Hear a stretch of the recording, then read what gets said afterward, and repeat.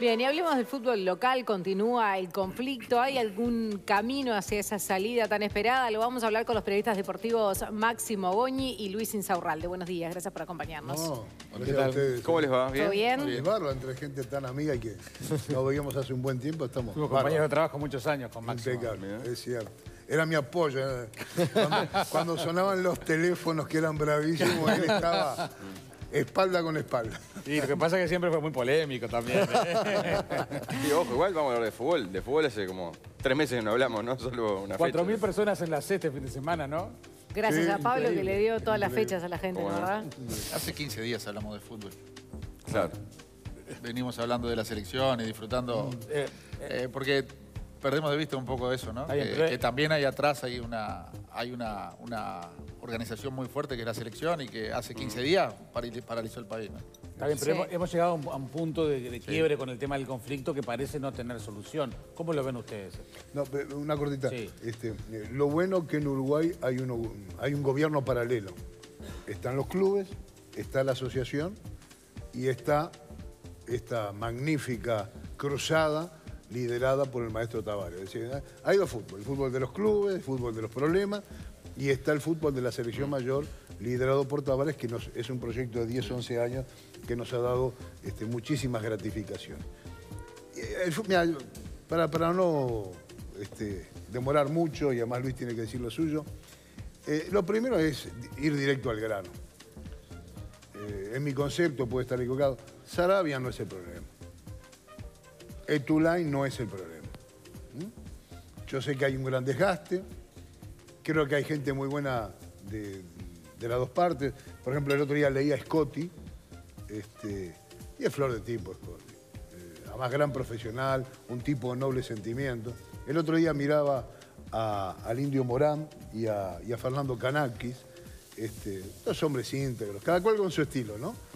Dos hombres íntegros, y sin embargo están severamente enfrentados. Pero Sí, igual acá no hay buenos y malos, digo, buenas y malas personas o un equipo contra parece otro, no, muy buenos bien, y me malos. parece muy bien El tu- tema es cómo destrabar el conflicto. Claro. ¿Y cuál es el problema? Dinero y poder. Dinero y poder. Esto no tiene nada que ver, en mi concepto, con la década del 90. ¿Es más arriba entonces que los No, jugadores? este como dice es mucho Mujica? más, este es mucho más abajo en cuanto a aspectos materiales. La década del 90 era un tema donde se le faltaba el respeto a los uruguayos en el exterior. Eran uruguayos que se ponían la celeste y no jugaban igual. Eran uruguayos que se ponían la celeste y no entregaban lo mejor de sí. Eran uruguayos que estaban consagrados y no tenían por qué dar lo mejor de sí para la selección uruguaya. Ese era un problema ya mucho más ético. Y además, en aquellos momentos, hay muchos jóvenes que no lo entienden, Luis y compañeros, el futbolista uruguayo estaba totalmente postergado. Y a partir de la década del 90, el futbolista uruguayo, que en mi concepto siempre debió estar en los sectores de decisión, empieza paulatinamente a estar el jugador en sectores de decisión. El tema de hoy es muy respetable lo que piden los jugadores de la selección mayor y los muchachos de más unidos con ICA, pero es muy respetable.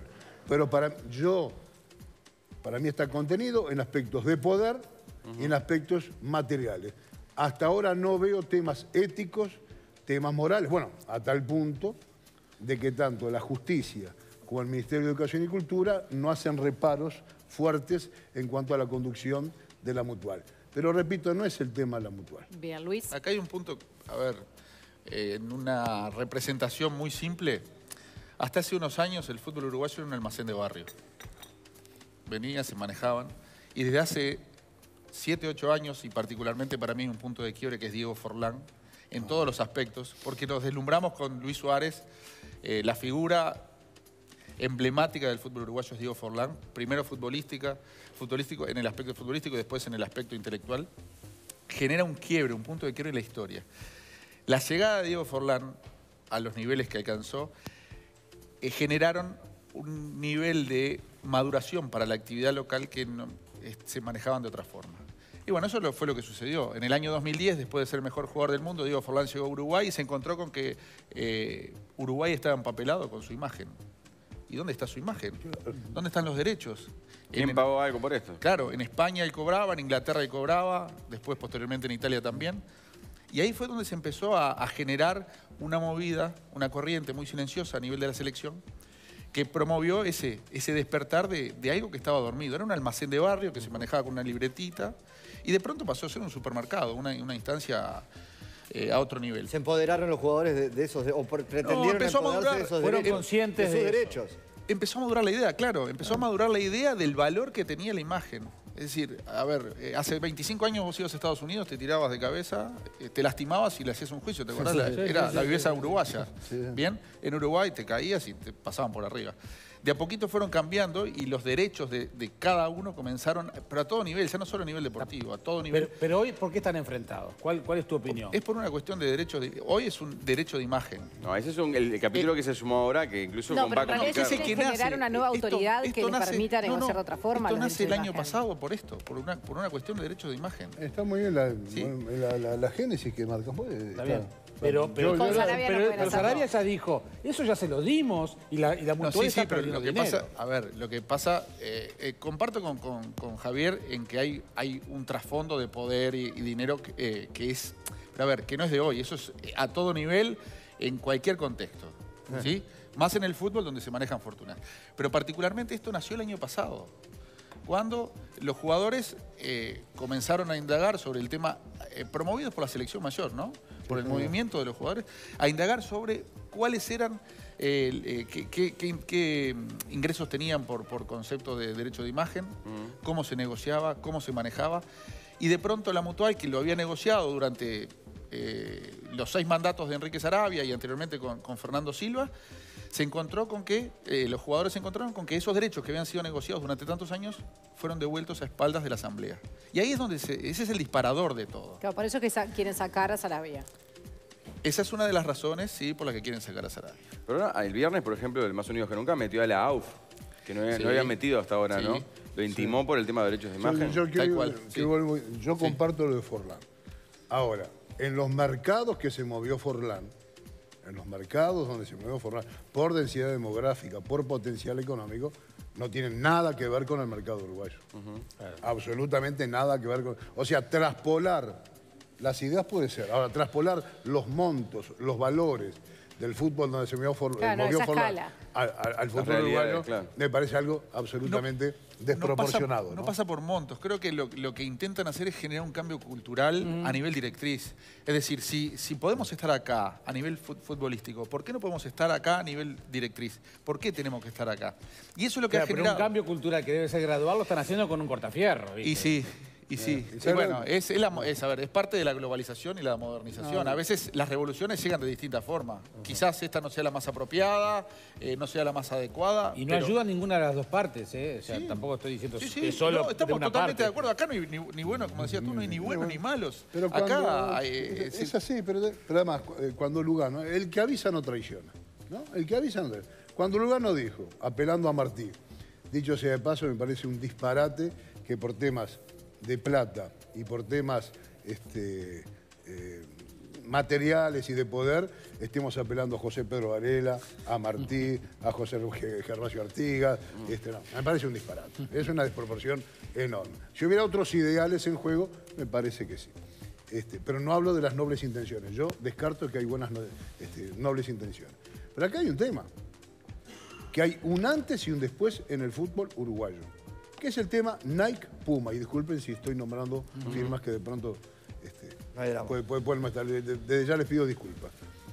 Cuando viene el tema Nike y Puma, se ve una actitud, pero así firme, tesonera, de que o aceptan lo de Nike o el ejecutivo se lo va a dar fea. Igual a Puma, igualmente el núcleo de la selección mayor se ve absolutamente perturbado. Pero ya Lugano había dicho, apelando a Martí, de que los derechos no se piden, se arrancan. Entonces, en ese se arrancan, comienzo, y yo no soy ni muy legalista, ni soy muy idóneo en la materia, creo que hay legislaciones que hay que cambiar en el fútbol, pero están al borde de la ilegalidad, con una actitud de varios clubes que me parece muy pasiva. Puede ser muy noble las cosas que pide Más Unidos que Nunca. Pero acá el tema de fondo es sacar a Tenfield de los lugares neurálgicos de decisión. ¿Estará bien o estará mal? No emito juicios al respecto. ¿Estará bien o estará mal? Pero ese es el objetivo. Entonces, para O sea, eso... que la piedra en el zapato para vos pero para ese objetivo, ¿por qué hay que sacar a Sarabia? ¿Por qué hay que sacar la Mutual? Porque se entienden que es un bastión de Tenfield en el camino hacia la desarticulación de Tenfield. ¿Y no lo es? ¿Eh? ¿No lo es? La Mutual Para no es un ellos lugar sí. donde Tenfield Para ellos tiene... sí. No digo representantes porque no son representantes de Tenfield, pero gente que está a favor muchas veces de las posiciones de Tenfield. El Indio Morán el otro día decía, acá el único que sacó el pecho por los jugadores del fútbol uruguayo fue Tenfield, el único que pone plata es Tenfield. Es decir, la directiva de la Mutual defiende a capa y espada a Tenfield. Por eso no es buenos y malos. Esa posición es tan válida y comprensible como hay otros que son válidas y comprensibles que dicen, mira, Tenfield es una empresa con afán de lucro, no tiene por qué hacer solidaridad con nadie, y hace su negocio. Su negocio, claro. Eso está claro. Ahora, el tema es el poder de Tenfield, más que sobre los jugadores, sobre los clubes de los 90 para acá. Sí, pero ¿sabes lo que pasa? Pero desde que apareció Tenfield en el fútbol uruguayo, los clubes van cada vez peor. Los grandes, los chicos. No es así.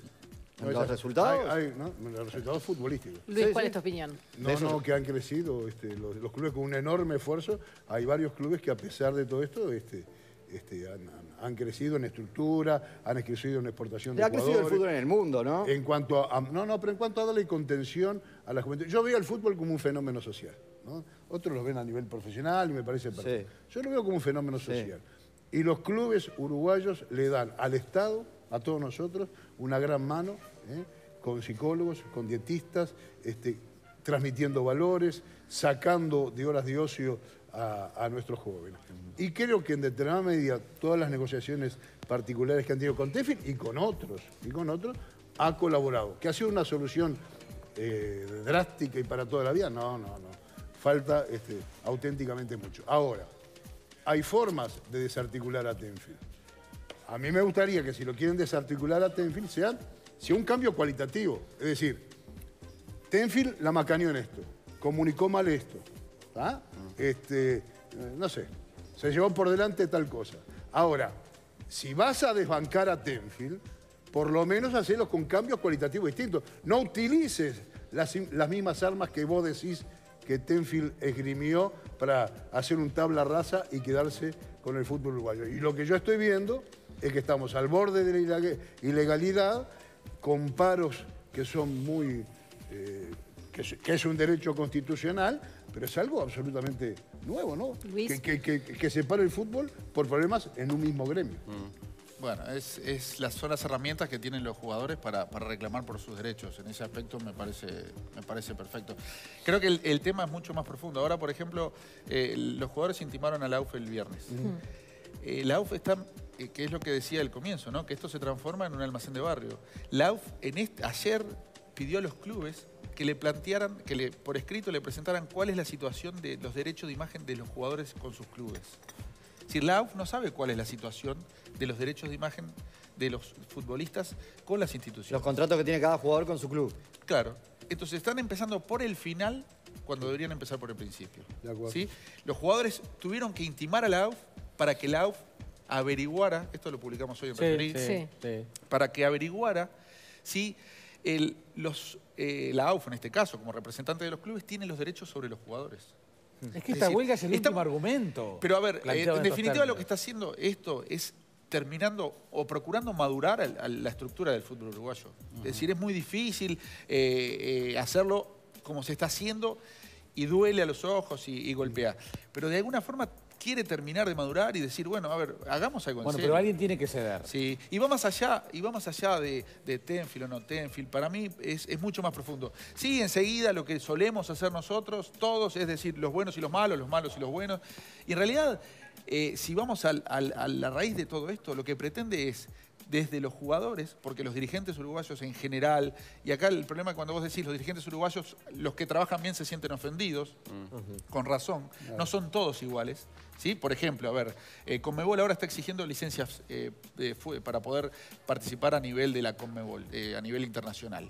De los 16 clubes, hay 4 clubes que no lograrían la licencia para poder competir a nivel internacional. Y vos decís, ¿es posible que jueguen en un torneo de primera división en serio? Bien, para destrabar esto, ¿en qué cancha está la pelota hoy? Hoy la de la asamblea. Mutual, hoy la única todo. solución es muy clara.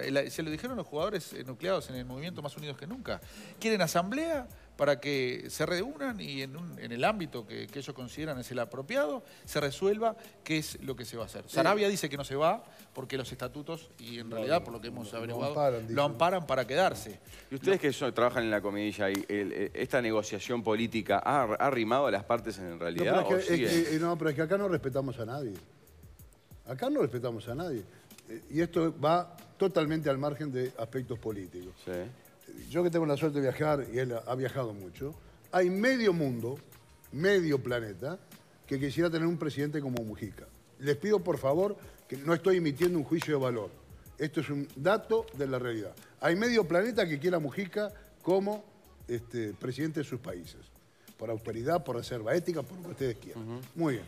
Porque vive en forma muy austera, acá no. Y porque es un hombre inteligente. Muy bien. Tampoco le sirve al fútbol, Mujica. Pero Mujica no se ofreció.